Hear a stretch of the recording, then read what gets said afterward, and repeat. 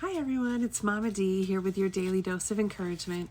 Today's dose comes from Genesis chapter 12, and I'm just going to read a few verses so that you know what's going on in the chapter, and the ones that I read, I will note down below so that if you want to look them up, you can. But I highly recommend reading chapter 12. Here we go. The Lord said to Abram, "Leave your native country, your relatives, and your father's family, and go to the land that I will show you. I will bless those who bless you, and curse those who treat you with contempt. All the families on earth will be blessed through you.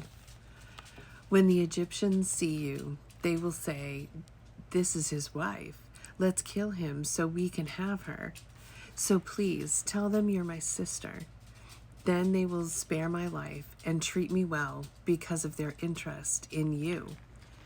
When the palace officials saw her, they sang her praises to Pharaoh, their king, and Sarai was taken into his palace.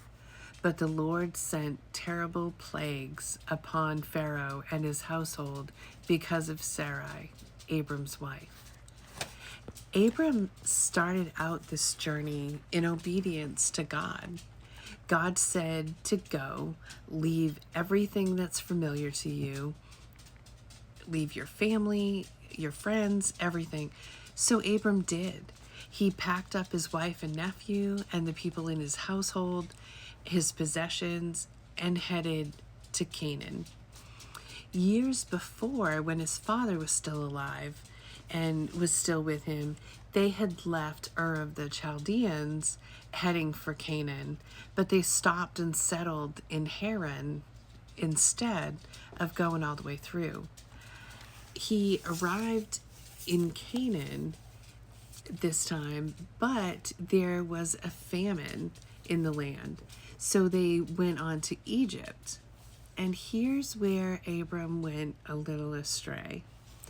He forgot what God had told him and tried to handle things himself. Sound familiar at all? Sarai, his wife, was beautiful, and Abram knew that the Egyptians would want her for themselves.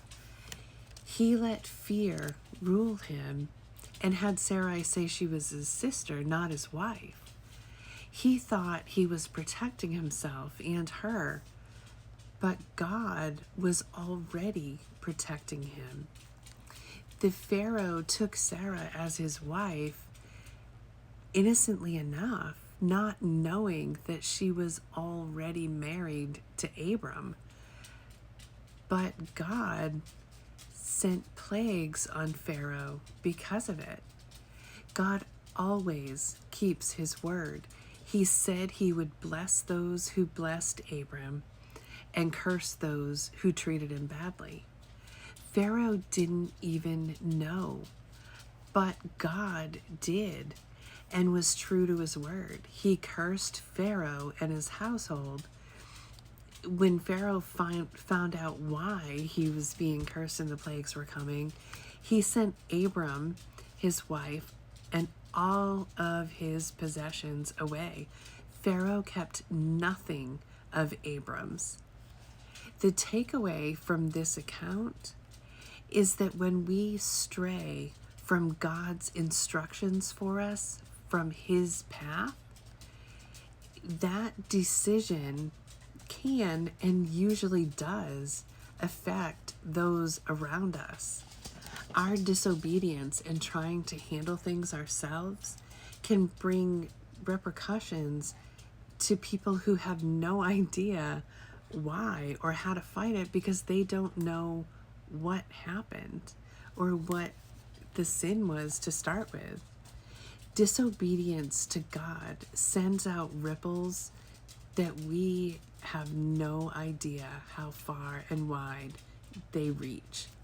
So think of that. And remember, there is enough ugly in the world. Choose Jesus.